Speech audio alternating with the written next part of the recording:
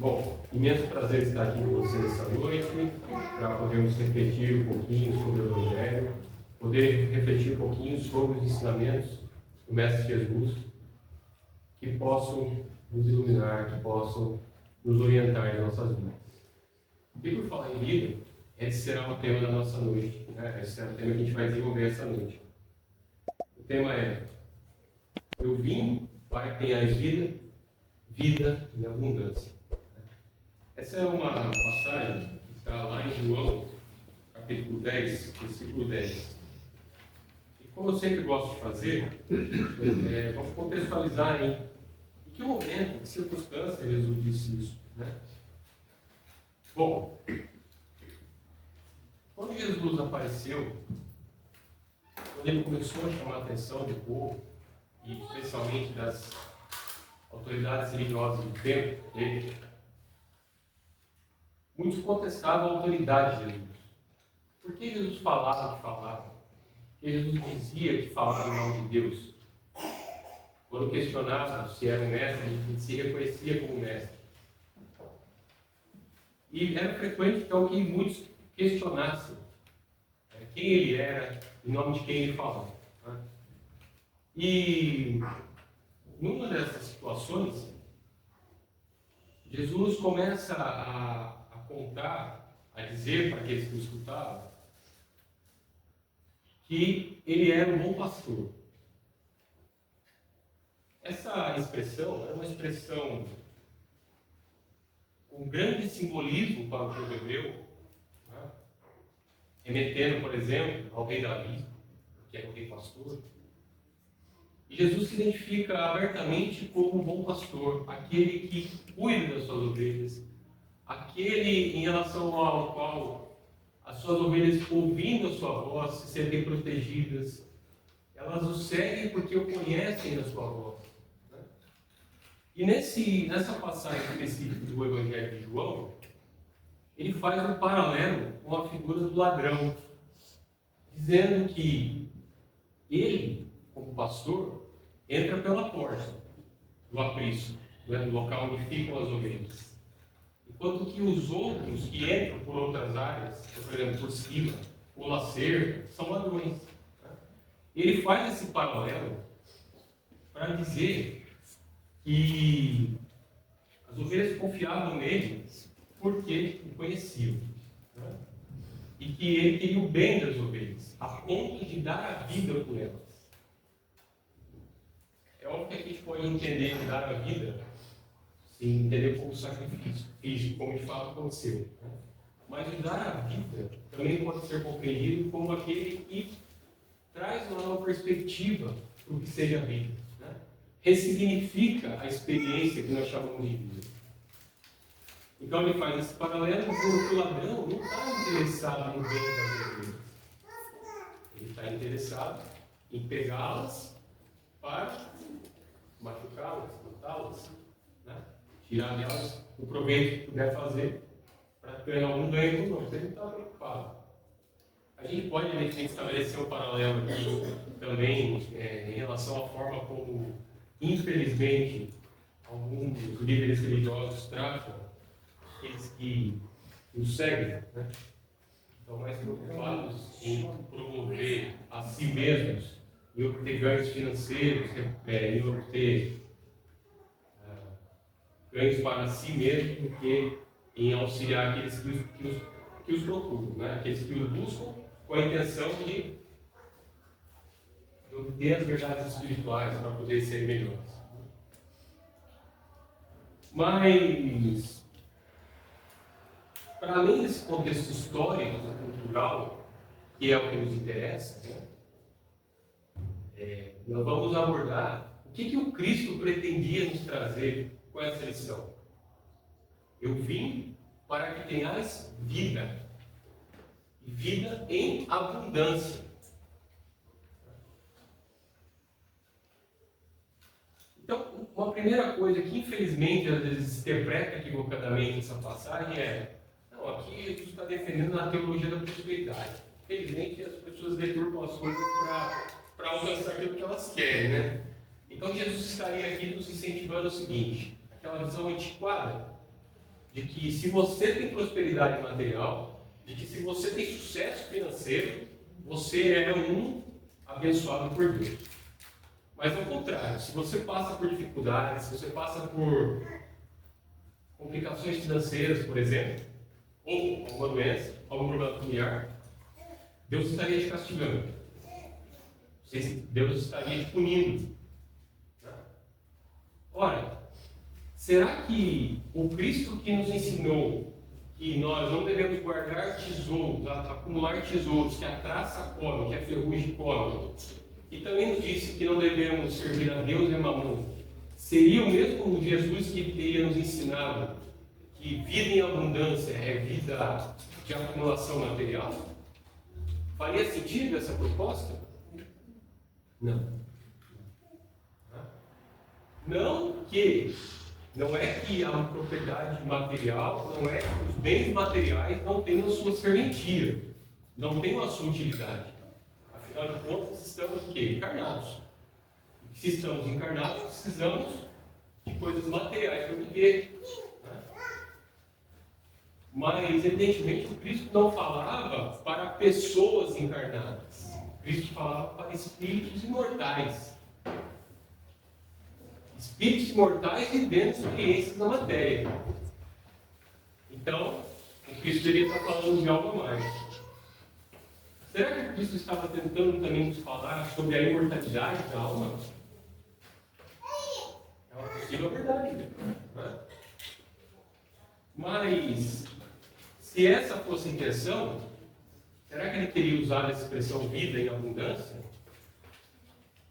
Porque, veja, ao tempo de Jesus, era corrente entre os hebreus a ideia de uma vida espiritual, de uma vida além do corpo físico. Né? Existe uma determinada corrente chamada saduceus que não acreditava em nada. Já viveu essa experiência na matéria, acabou. Como a gente tem hoje aqueles que não acreditam. Mas entre os fariseus, por exemplo, era aceita a ideia. Só que existia uma confusão, porque cada um interpretava a seu modo. Eles não entendiam muito bem como é que era esse negócio de vida espiritual. Entendiam. Tinha dificuldade de saber o seguinte: bom, se eu morro, depois renasço com que corpo? Esse corpo que tinha enquanto estava encarnado ou é um outro corpo? Por exemplo, era essa uma das dúvidas que eles tinham. Né? E aí Jesus vai falar para eles sobre essa experiência da vida espiritual. Que para eles era difícil entender porque o pensamento deles era muito concreto, dependia muito de símbolos concretos. Então, ideias abstratas tinham difícil compreensão para eles. Né? Mas aí, para a gente tentar entender o que o Cristo quis nos dizer, a gente vai recorrer aqui a um texto de Emmanuel, que chama aqui, tem o seguinte título: Existimos. Então, Emmanuel nos fala assim, está lá no Palavra de Vida Eterna. Existimos. Existem todas as criaturas saídas do hálito criador. A pedra existe. A planta existe. O animal existe. Existem almas nos passos diversos da evolução. Mas em sentido espiritual, viver é algo diferente de existir. A vida é a experiência digna da imortalidade. O berço confere a existência, mas a vida é obra nossa. Então veja só, olha que interessante. Porque até então, se nós perguntarmos para qualquer um aqui, o que é vida? Alguns diriam, vida é aquilo que nós temos entre o momento em que nascemos, no corpo físico, e quando deixamos o corpo físico.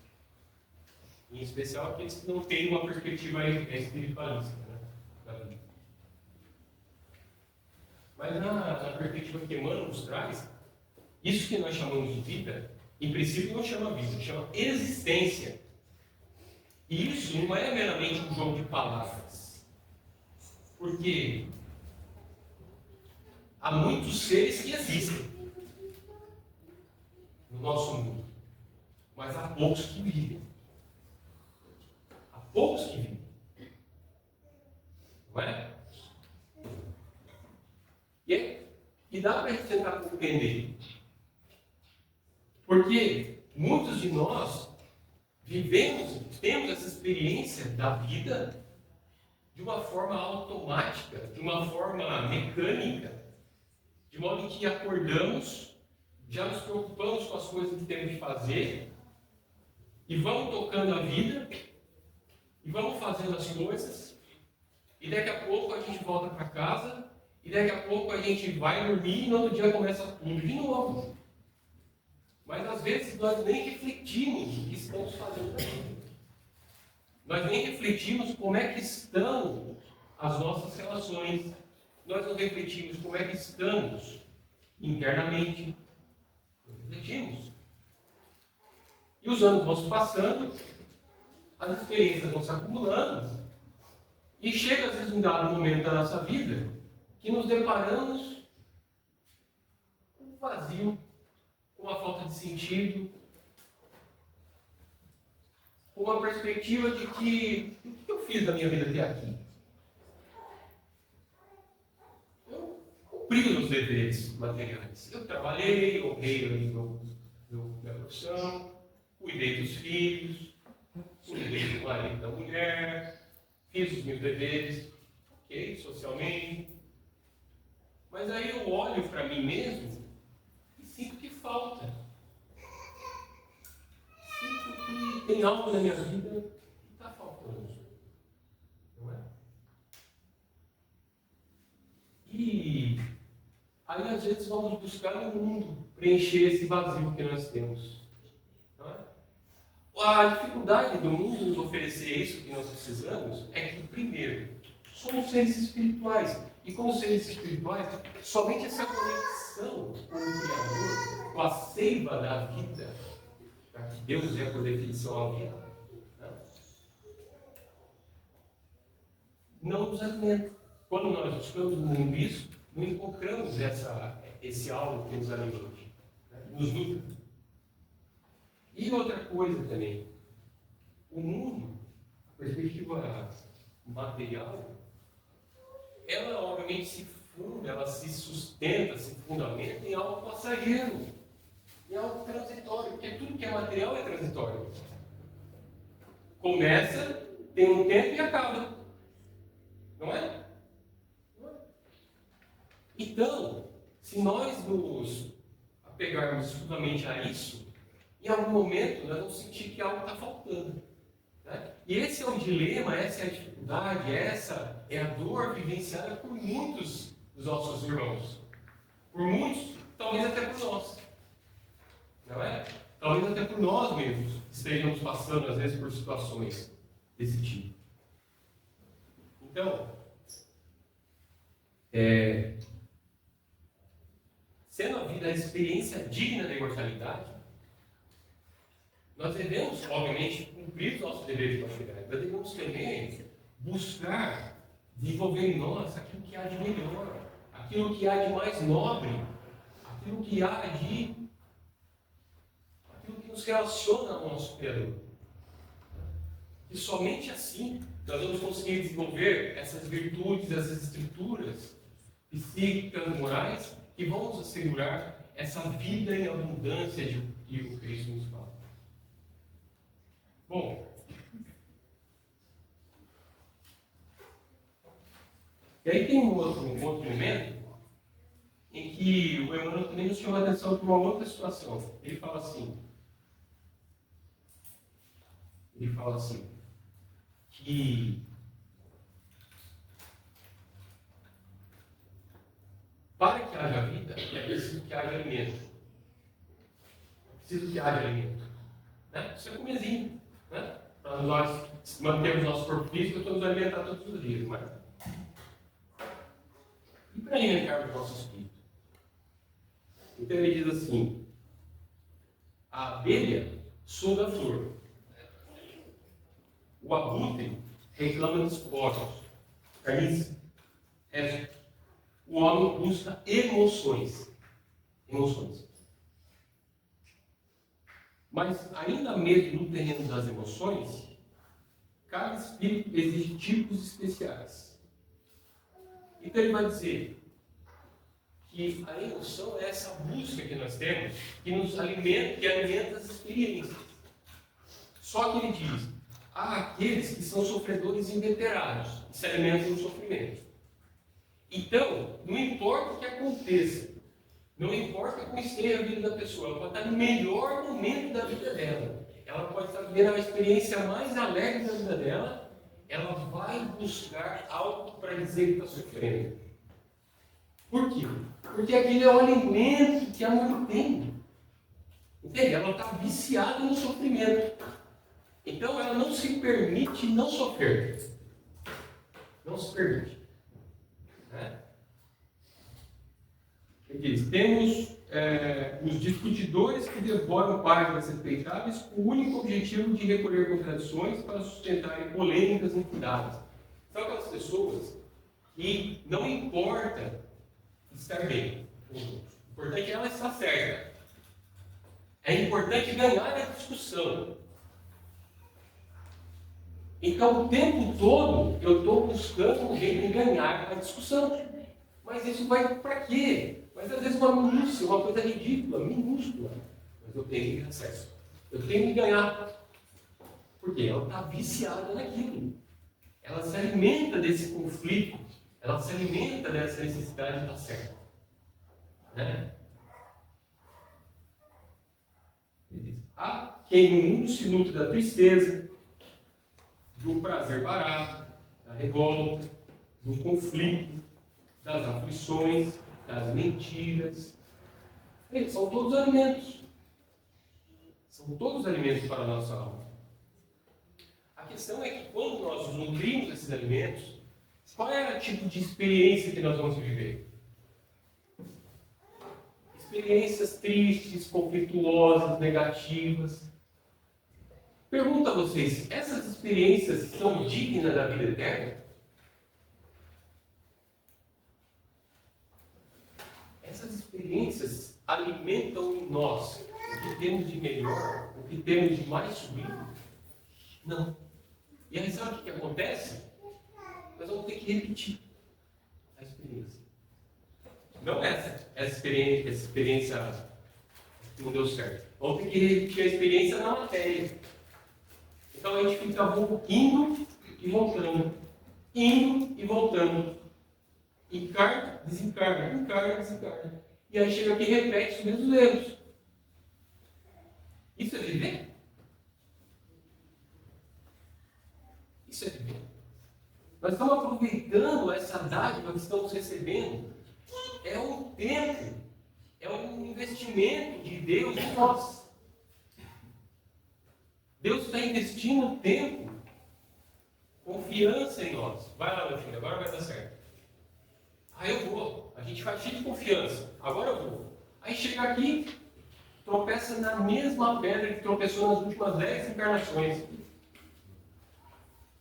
Esse eu fico pensando lá, o mentor espiritual. Não, de novo não. Pelo menos erra diferente. Vamos errar diferente, pelo menos. Isso vai ser errou muitas vezes, meu filho. Não é? Então, o que o Cristo nos chama é que nós procuremos alimentar essas emoções que nos encaminhem, que nos direcionem para essas experiências de vida eterna, experiências que nós vamos carregar no nosso íntimo, que vão nos fazer crescer, que vão nos fazer progredir. Afinal de contas, é esse o grande objetivo da nossa vida. Avançar, progredir nos vários aspectos da nossa vida. É para isso que nós estamos aqui. Né? E aí tem um outro texto em que ele fala assim, vai falar um pouco sobre essa questão de vida e morte. Porque, para nós encarnados, o maior medo que nós temos é morrer. Não é verdade? Quem te diz, eu sou espírita. O espírita não tem medo de morrer. Não? Não tem não? Então, se eu disser para vocês que cada um aqui tem 2 horas só de vida, está tudo bem mesmo ficar, mas está tudo tranquilo, sereno, porque todo mundo é espírita. Então já lida bem com a experiência da morte. É mentira, né? Uma coisa é saber, outra coisa é sentir. Uma coisa é saber com raciocínio, outra coisa é sentir. Então nós ainda temos esse apego à vida material. É, de certa forma, uma expressão do nosso instinto de sobrevivência. Está tudo bem, está tudo bem. Mas veja, na perspectiva espiritual, o que é a morte? A vida nós já dissemos o que é. Agora, o que é a morte? Será que é só perder o corpo? Olha, mas o Espiritismo nos ensina que perder o corpo não é morrer. Perder o corpo não é só perder o corpo. É deixar esse veículo, mas o espírito continua. Então, a vida não cessa. Então, o que seria morrer? E aí Emmanuel vai procurar nos esclarecer, dizendo assim, espiritualmente falando, porque biologicamente falando, a morte é a desagregação do corpo físico. É a dissipação dessa energia vital que nos mantém por um tempo. Espiritualmente falando, apenas conhecemos um tipo terrível de morte. A da consciência denegrida no mal, torturada de remorso ou paralítica nos despenhadeiros que marginam a estrada da insensatez e do crime. Então veja, vamos imaginar como é que está a situação de boa parte da humanidade terrestre atualmente. Não é isso que ele está falando aqui? Consciência denegrida no mal.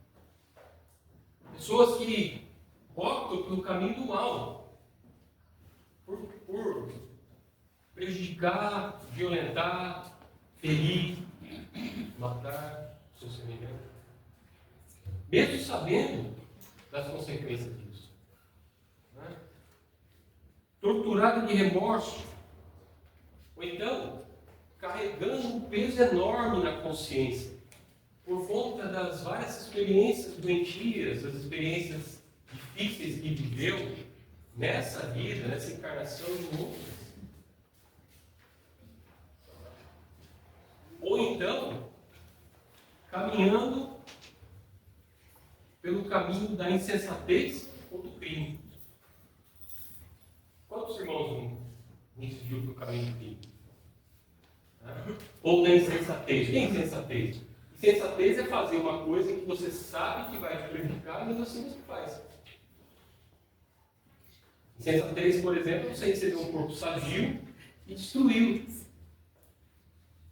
Uma vida recheada de vícios, recheada de descuidos com o corpo. Um exemplo. Então, ele diz, essa é a morte espiritual que nós devemos temer. Porque desencarnar do corpo é um processo natural da vida. Todos nós vamos passar por isso. Já passamos por isso N vezes. E vamos passar outras tantas. Mas essa morte da consciência culpada, essa morte da consciência no crime, é o que nos afasta da comunhão com Deus, da vivência das leis eternas, das leis divinas. E o que nos traz sofrimento. E o que nos traz grandes dificuldades, que nos faz ter que ficar repetindo essas experiências na carne. Daí a gente fala assim, mas seguir a Jesus é muito difícil. Seguir a Jesus é muito difícil. Mas se a gente for pensar, a gente segue um monte de gente. A gente não segue um monte de gente? Até a expressão seguir já foi até apropriada pelas redes sociais. Você segue, você é seguidor do fulano de tal. Por quê? Porque você acha ele bonito, porque você acha que ele é talentoso, porque você gosta de acompanhar as viagens dele. Você segue. Se você segue, de certa forma, você está sendo influenciado por ele. Não é? E aí a gente, às vezes, tem gente que está nos influenciando por caminhos lá muito duvidosos. Mas por que não seguir o Mestre? Por que não seguir Jesus? Que está nos propondo essas experiências de vida eterna. Experiências que vão nos engrandecer, que vão nos fazer melhores, que vão nos fazer mais felizes. Estamos falando de uma felicidade, não é uma felicidade passageira. Uma felicidade que está submetida a situações transitórias. Não é que elas não sejam importantes, claro. Vida abundante também é celebrar as vitórias, os bons momentos, os momentos felizes que a vida material nos traz. É claro que sim. Isso também é vida abundante. Mas é ter essa perspectiva mais ampla, essa perspectiva maior. Não ficar preso apenas às experiências materiais. Então, por que não nos dispomos a seguir o Cristo? É óbvio que nós vamos limitá-lo em toda a sua profundidade, porque a distância evolutiva dele para nós é muito grande. Seria como um jogador que está aprendendo os primeiros passos do futebol, quisesse imitar o grande astro do futebol. É impossível. Ele ainda não chegou nesse nível. Né? Fazendo aí um paralelo no futebolista. Né? Então, óbvio que não. Mas a gente tem que começar. A gente tem que se esforçar. A vida abundante, ela não cai do céu. A vida abundante é construída diariamente pelas nossas escolhas, pelos caminhos que escolhemos, né? Pelo esforço que fazemos. Não é isso que Kardec nos diz? Reconhece o verdadeiro espírita pelo esforço que faz. Para quê? Para domar, para administrar as suas más tendências. Ou seja, não é pela perfeição que alcançou, porque senão ainda todo mundo está lascado. É pelo esforço que fazemos diariamente por sermos melhores, por sermos mais caridosos, mais pacientes, mais amorosos. Né?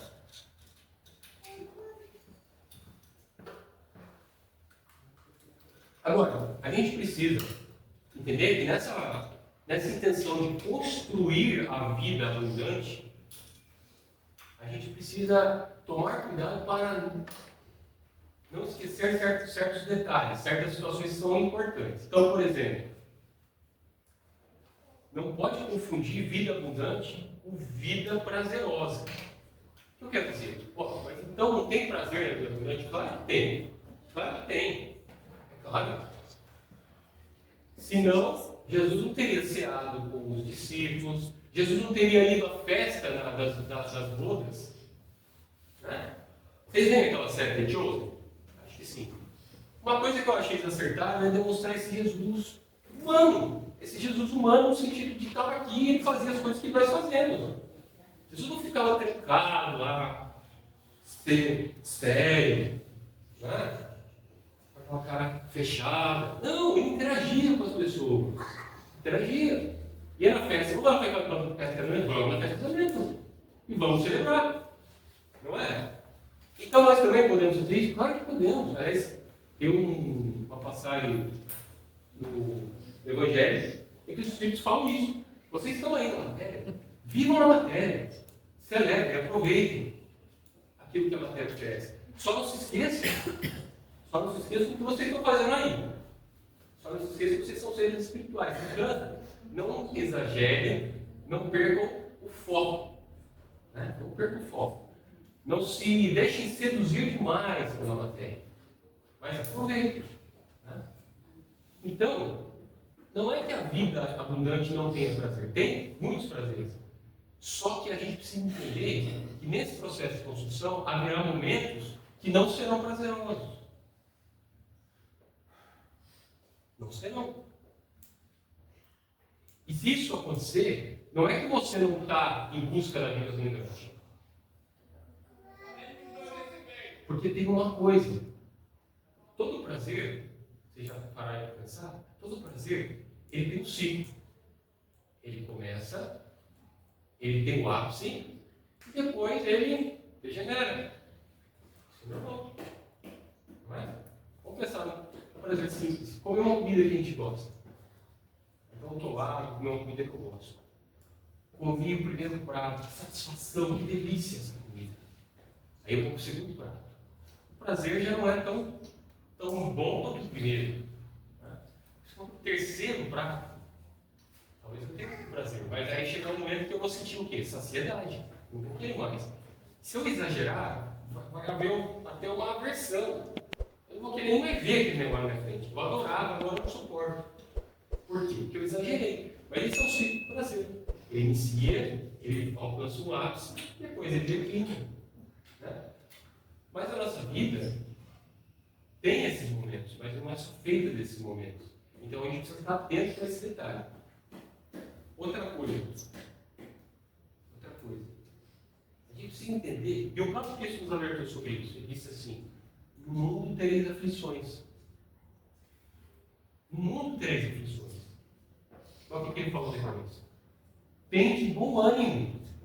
Eu venci o mundo. E olha que ele sabe o que está falando, porque é um espírito com muita experiência. Bilhões de anos de experiência além de nós. Então, ele já estava nos alertando que a vida na matéria tem os seus momentos difíceis, tem os seus momentos desafiadores. Mas ele nos disse: tem um bom ânimo. Né? Tem um bom ânimo. E aí, o que a gente pode fazer para não perder o bom ânimo, para alimentar esse bom ânimo? Não cultivar o hiperfoco nas aflições da vida do céu. O que é hiperfoco? Hiperfoco é só olhar aquilo. Só olhar aquilo. Então, todos nós passaremos por aflições da vida. Todos. Muitas delas decorrentes de fatos naturais. Todos nós nascemos um dia e morremos um dia. E as pessoas que nós amamos também. Por quê? Porque a vida na matéria, ela tem um tempo. Nós temos um X de energia vital que vai se desgastando. Não é? E com o passar do tempo, o corpo começa a envelhecer, porque a matéria perece. De modo que não há como a gente não passar por essa aflição na vida. Teremos essa aflição. Em alguns momentos, nós vamos ter que lidar com enfermidades do corpo. Isso também faz parte da vida. Sejamos nós, sejam outras pessoas amadas. Nós vamos cruzar com pessoas que infelizmente cultivam a maldade, que infelizmente cultivam os piores atos. E nós vamos ter que lidar com elas, às vezes dentro de casa, às vezes na nossa família. Mas isso também faz parte da vida. É uma aflição que nós vamos ter que viver. E para que nós não nos deixemos abater, para que nós não percamos esse bom ânimo, porque sem bom ânimo não dá para viver, gente. Se a gente deixar o desânimo tomar conta, a gente não consegue viver, muito menos buscar essa vida abundante. Então, a gente precisa entender que a nossa vida é como a natureza, ela tem estações. Ela tem estações. Né? A natureza é assim, todo ano a gente tem 4 estações, não é? E na mesma ordem, não é? Se a gente não quiser, adianta não querer? Não adianta. Eu não quero ter primavera esse ano. Problema seu. Problema seu. Você vai ficar querendo. Porque vai ter. Então, do mesmo jeito que a natureza tem as estações, na ordem que elas aparecem, a nossa vida também tem as estações. Há momentos que a nossa vida é primavera. Há momentos que é verão, tudo é intenso, tudo é muito cheio de vida. Há momentos que. E há momentos de outono, as coisas já não tem tanta vida assim. Há momentos de inverno, momentos que nós estamos fechados. Há momentos que a dor nos visita. Há momentos que a perda chega para nós. E aí, às vezes, nós temos esse hiperfoco na perda, na tristeza, no problema. Nós não podemos deixar isso acontecer. Nós temos que lembrar que assim como a natureza tem o seu ciclo e ela continua, ela se regenera. Não é? A natureza não se regenera permanentemente. Eu dizia, dá um exemplo aqui. Há algum tempo atrás, não sei se vocês se lembram, a hipótese daquele morro da Marquês de Salim pegou fogo. Não é? Foi mais ou menos um ano, um pouquinho atrás. Queimou tudo. Queimou tudo. E o que aconteceu? Vai lá olhar agora. Está tudo rebrotando. Ou já está rebrotado, já está esparramando a vegetação. Essa é a natureza da fascinada. E nós fazemos o que às vezes? Ficamos presos na dor, ficamos presos no problema. não permitimos, não damos essa chance para a vida de recomeçar, de que ela vai nos trazer novos momentos. Então, para a gente ter um bom ânimo, a gente tem que ter essa noção de que a vida é cíclica. Né? Para entender que quando estivermos no ápice da vida, no melhor momento, nós iremos aproveitar. Porque, como eu falei, vida abundante é aproveitar mesmo. Então, se você tem um bom relacionamento, se você tem filhos saudáveis, se você tem uma boa condição financeira, se você está vivendo um momento muito bom profissionalmente, que celebre, seja feliz, aproveite, mas não se engane. Haverá momentos difíceis na sua vida. Esteja preparado para eles. E quando eles chegarem, tenha esperança. Esperança no sentido de saber que aquilo não é para sempre. Aquilo vai passar. Aquilo é uma fase. Né? Então, com isso, a gente vai conseguir alimentar esse bom ânimo, que permite com que a gente vá em busca dessa construção diária dessa vida abundante. Bom, acho que era isso que eu tinha para falar para vocês. Né? Acho que passei um pouquinho de tempo, né? Peço desculpa aí, mas é muito bom. É realmente uma grande alegria falar do Evangelho, falar de Jesus.